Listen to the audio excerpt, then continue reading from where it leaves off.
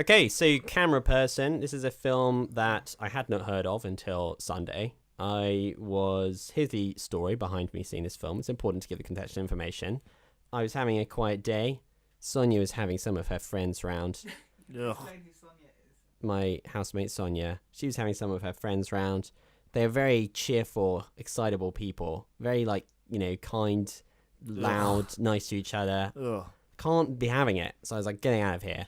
And I went to the Picture House Central, which is just like a nice place to hang out. And I got a coffee and I was like, I'm just going to see any film that's on here. And the Picture House is currently doing a documentary series. And there were a couple of movies I hadn't heard of. One of them was this film called Tao, which is like a kind of animated documentary, I guess in the vein of Walter Bashir. And this other one was this film called Cameraperson. And I determined that they were both very well reviewed on Rotten Tomatoes. And I just went to the one that had the closer screening. It's directed by a woman called Kristen Johnson, who is a cinematographer. And it's a kind of documentary memoir sort of scrapbook thing, which basically pieces together clips that she shot for different films. There's a sort of title card at the beginning that explains the concept and how it's like a series of images and moments that still resonate with her and that still leave her wondering. And I really enjoyed the movie, and sort of it's kind of grown on me afterwards as well, because you keep sort of new things keep occurring to me that was interesting in it. And I read a few reviews that latch onto different aspects of it and like draw out different things. And I think it does a very good job of having a sense of purpose while also feeling sort of loose and natural in a way. And you can draw things out of it. And for the most part, it presents itself in a sort of undidactic kind of like, here's some stuff I was working on sort of way. But at the same time, it feels very, very carefully put together.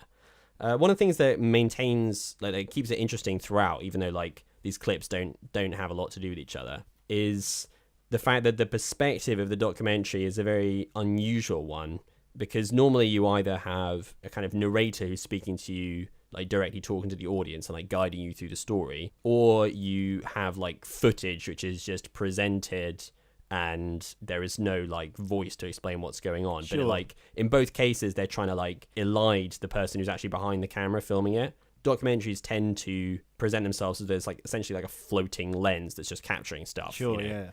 And so having this film is really upfront about the fact that there's an actual person physically behind the camera, and it establishes very quickly that she's there and she reacts to things and kind of talks, and you immediately get a sense of her personality. So that's the sort of through line, that in all these different scenarios, which are radically different to each other, there's always that person watching, and it's quite carefully constructed to kind of build that aspect to it. So at the start of it, there's a lot of behind the scenes outtakes style stuff where she's plucking grass away in front of her lens to get a better shot, or she's wiping the windscreen of a car so that her camera looks clearer through it. Yeah. And then as the film goes on, it presents scenarios in which it would leave you with a kind of dilemma as the person who was actually there filming it, as to whether to intervene or not.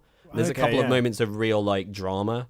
There's this one bit, for example, she's filming in Bosnia, and she's shooting from quite a distance away, zoomed in, and there's these two kids who are playing very amiably. There's this young kid who's probably about 5, and then there's toddler, but they're playing with an axe, and the one who's slightly older is repeatedly swinging this axe into a tree stump. Jesus. And this toddler is it's like a toy that he wants to play with himself, so he's kind of reaching out and he wants a go at it, and this slightly older kid has got no sense whatsoever there is anything dangerous about it, and you can sort of hear her well, eventually, the kids, their kids are fine, and they sort of move away and leave the axe. You can sort of hear her go oh,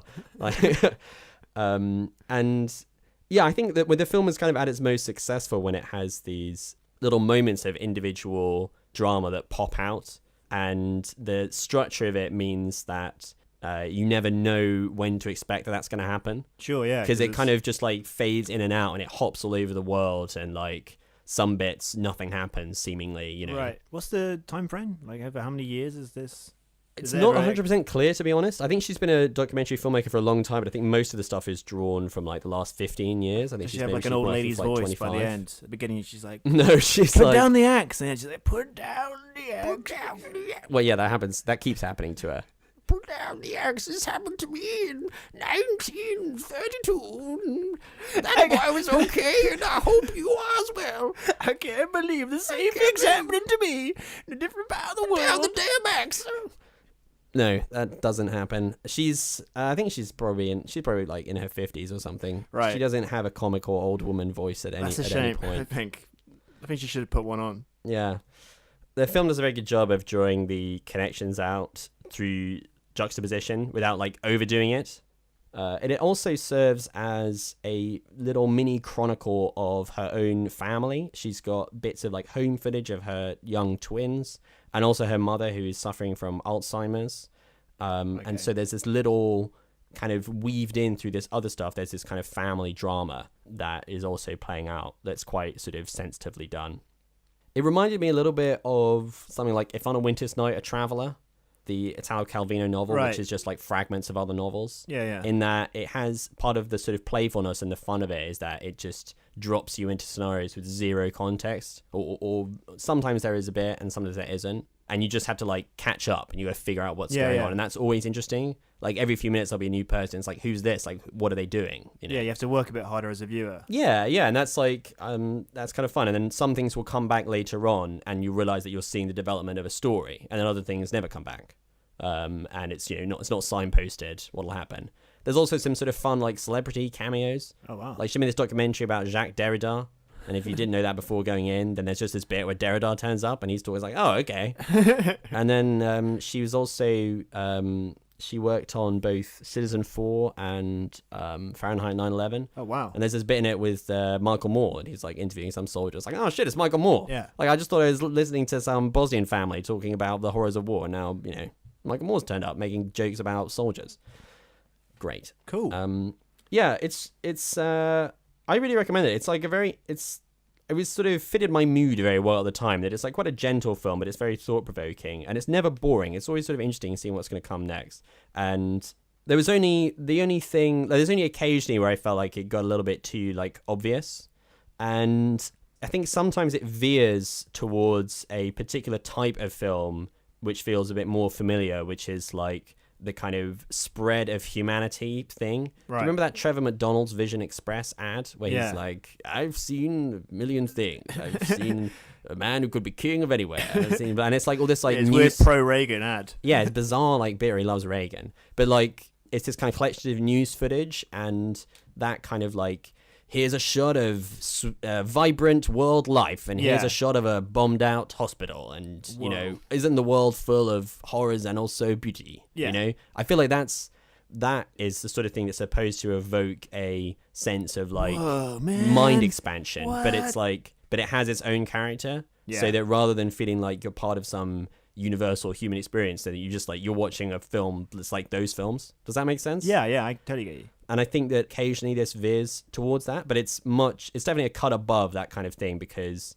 of its very, very personal character, and it's so specific, and it's like been drawn from this very limited pool of footage. So she obviously didn't set out to be like, I will show what it's like in Wyoming and what it's like in Bosnia and what it's like in Nigeria or whatever. It's just like those are the places that she happened to be. So it has like enough of a particular character to kind of avoid that more like general, slightly preachy, we're all human kind of thing. Cool.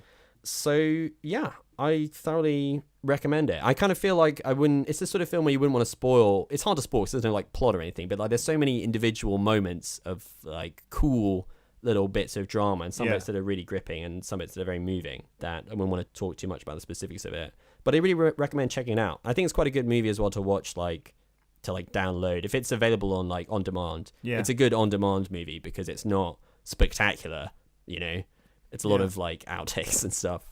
So check it out, find it, watch it. Most importantly, Sam, when you got home, had the women left? Had the friends gone? They'd gone. They were having a Ryan Gosling watching day. They were watching The Notebook, and I think they were watching Crazy Stupid Love or something. Oh, man, that's less of Gosling. If you're going to Gosling marathon, like half Nelson and Blue Valentine, surely. Yeah.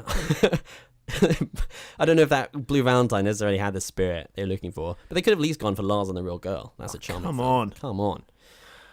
But no, fortunately they'd gone. I didn't have to talk. I didn't have to talk to anyone. I could just go straight into my room and go to bed. So that's perfect.